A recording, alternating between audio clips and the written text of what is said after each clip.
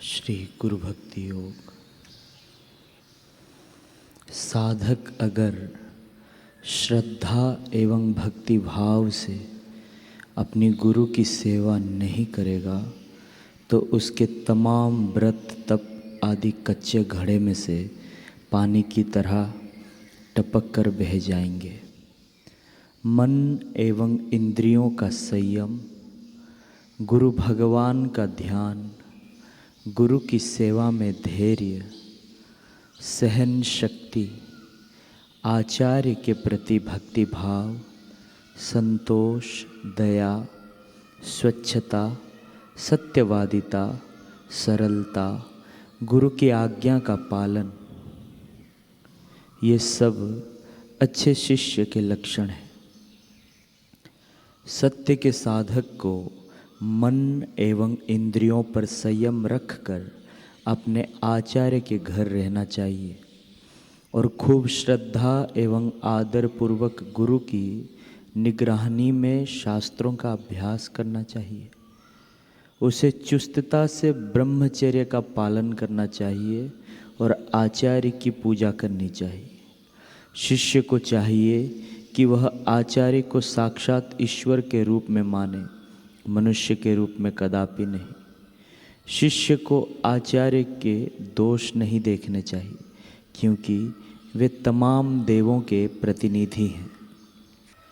शिष्य को गुरु के लिए भिक्षा मांग कर लानी चाहिए एवं खूब श्रद्धा तथा भक्ति भाव पूर्वक उन्हें भोजन कराना चाहिए। शिष्य को सब सुख वैभव का विष की तरह त्याग कर देना चाहिए और अपना शरीर गुरु की सेवा में सौंप देना चाहिए। शास्त्रों का अभ्यास पूरा करके शिष्य को चाहिए कि वह गुरु को दक्षिणा दे और उनकी आज्ञा लेकर अपने घर वापस लौटे। जो गुरु पद का उपयोग आजीविका के साधन के रूप में करता है वह धर्म का नाश करने वाला है। ब्रह्मचारी का मुख्य कर्तव्य पूरे हृदय से अपने गुरु की सेवा करना है। गुरु की कृपा प्राप्त करने के लिए तत्परता से उनकी सेवा और उनकी आज्ञा का पालन जितना सहाय रूप है उतना तप, यात्रा, भेंट, दान आदि नहीं है। तीर्थ नहाए एक फल, संत मिले फल चार, सद्गुरु मिले अनंत फल, कहत कबीर विचार। ऐसे कोई संत मिल जाएं, ऐसे गुरु भक्त मिल जाए तो हमें समझ में आएगा कि हम अब तक तो धुआं ही चाट रहे थे, पानी बिलो रहे थे कि मक्खन निकलेगा। हीरों की धुन में पत्थर चुनकर व्यर्थ का भार उठाए फिर रहे थे। ऐसे किसी बिरले से भेंट होते ही कर्मकांडियों के तो होश ही उड़ जाएंगे। परमहंस रामकृष्ण देव की परीक्षा लेने एक पंडित आए। रामकृष्ण की मस्ती देखकर वे तो चकित हो उठे। उनका ईश्वरीय आनंद देखकर वापस लौटते हुए उन्होंने श्री रामकृष्ण जी के शिष्यों से गदगद कंठ होकर कहा, गाड़ियाँ भरी जा सके इतने ग्रंथों का अध्ययन मैंने किया है, पर आज जाना कि मैं तो व्यर्थ बोझा उठा रहा हूँ। अमृत तो आपके रामकृष्ण जी पी रहे हैं और उनके कृपा प्रसाद का स्वाद आप लोग पा रहे हैं। हम तो मस्तिष्क में बोझा भरे हुए पंडित हो गए हैं। पुस्तकें पढ़ पढ़कर गुरु बन जाने में कोई सार नहीं है।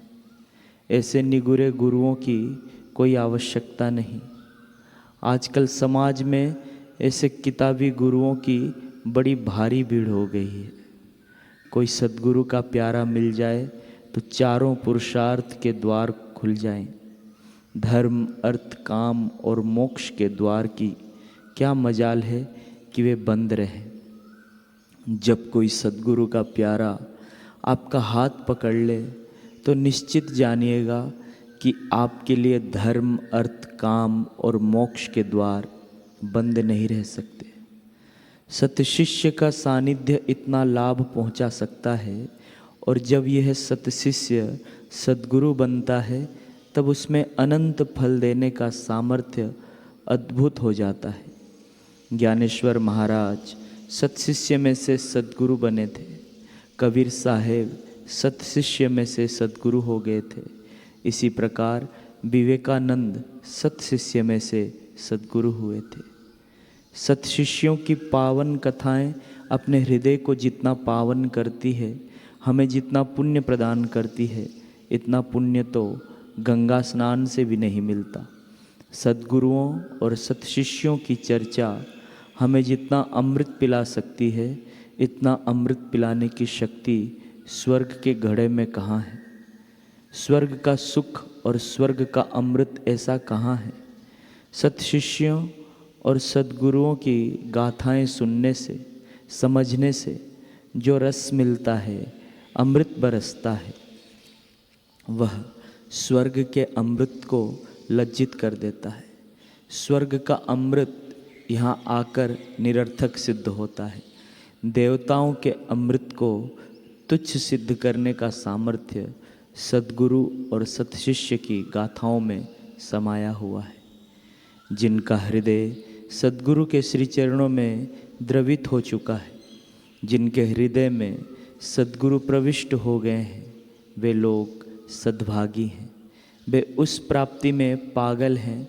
पागल अर्थात जिन्होंने गल को पा लिया, इस अटकल को पा लिया कि मस्ती कैसे ली जाती है, जिन्होंने इस बात को समझ लिया है कि अमृत कैसे लूटा जाता है।